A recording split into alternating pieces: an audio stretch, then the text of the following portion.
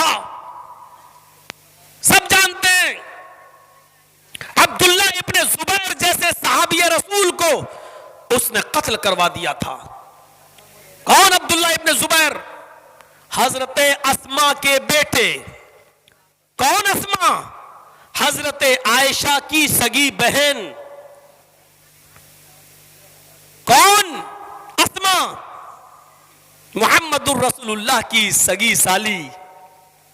समझ गए रिश्ता? समझ गए ना? हजरत अस्मा के बेटे कौन थे? अब्दुल्ला इब्ने जुबैर। कौन अस्मा? जब सहाबा और सहाबियात मदीने में मक्के से हिजरत करके गए तो सबसे पहले मुहाजिरीन में, हिजरत करके मदीना जाने वालियों में सबसे पहले अगर किसी के यहां बच्चा पैदा हुआ था मदीने पहुंचने के बाद तो वो हजरत अस्मा थी, जिन्होंने एक बच्चे की विलादत हुई, जिनके पेट से एक बच्चा पैदा हुआ। यही अब्दुल्ला इब्ने जुबैर। कौन अब्दुल्ला? अस्मा के बेटे। कौन अस्मा? आयशा की बहन। कौन आयशा? मुहम्मद रसूलुल्लाह की बीवी और हजरत अबू बकर की बेटी, मुहम्मद रसूलुल्लाह की साली। अस्मा के बेटे अस्मा ने लंबी उम्र पाई थी। 100 साल की हो जाने के बाद भी आंखों की रोशनी में फर्क नहीं पड़ा था और उनकी दांत में एक भी दांत नहीं गिरा था।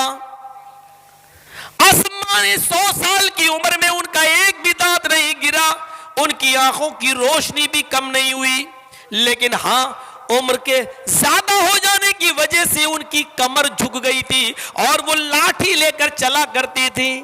लाठी लेकर हज्जाज इब्ने यूसुफ ने बहुत बड़े बड़े सहाबा का कत्ल करवाया था, अपने जुल्म और सितम में वो मशहूर था, उसने कत्ल करवाया था। अब्दुल्ला इब्ने जुबैर को भी, अस्मा के बेटे को भी हज्जाज इब्ने यूसुफ ने कत्ल करवा दिया था और कत्ल करवाने के बाद उनकी लाश को काबे की दीवार पे लटका दिया था। फिर उसने अस्मा को बुलाया था, बुढ़िया तू कहती थी मुझे अपने बेटे पे बड़ा फख्र है और मेरा बेटा हज्जाज से लड़ता है। आए अस्मा आ, आए बुढ़िया आ, आए मुहम्मद रसूलुल्लाह की साली आ, आए अबू बकर की बेटी आ और अपने बेटे का अंजाम देख ले, मैंने तेरे बेटे के साथ क्या किया। अस्मा लाठी टेक कर आई, लाठी जमीन पर रखकर कमर झुकाए हुए आती है, कहती हज्जाज कहां है मेरा बेटा? का तेरा बेटा देख वो है काबे की दीवार पर लटका हुआ है, मैंने उसको मरवा दिया है, कत्ल करवा दिया है, देख तेरा बेटा काबे की दीवार पर लटका है। उसने कहा मेरे बेटे के कपड़े मुझे दिखाओ। देखती है कि मेरा बेटा कपड़ों समेत लटका हुआ है।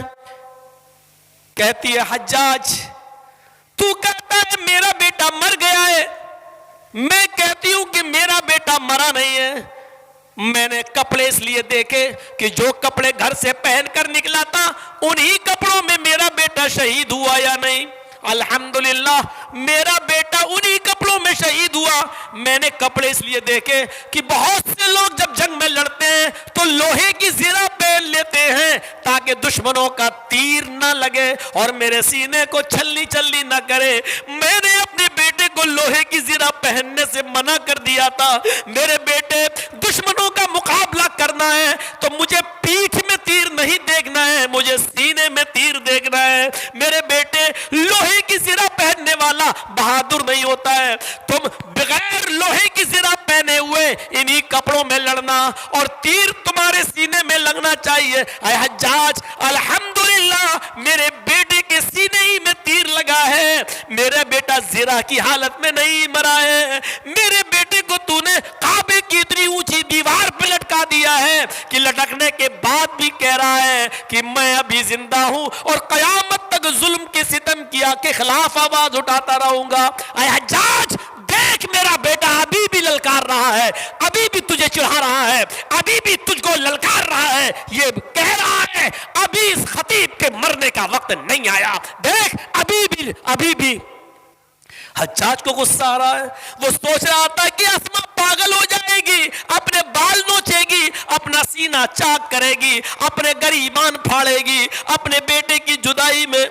इसके बाद अस्मा बहुत रोती है, फिर बहुत हंसती है, फिर बहुत रोती है। हज्जाज कहता है, अय अस्मा, तेरा बेटा मर गया, चल तेरी नजर में शहीद हो गया, अलग बात है, लेकिन पहले तू बहुत ज्यादा रोई, पहले तू बहुत ज्यादा हंसी और फिर तू बहुत ज्यादा रोई। क्या मामला है, ये क्या है?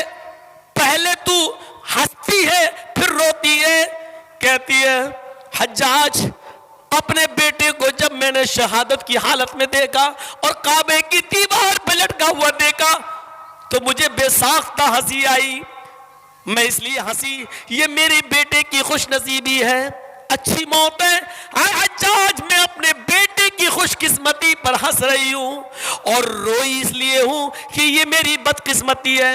आय हज्जाज, मेरी कोख से, मेरे पेट से एक ही बेटी ने जन्म लिया है।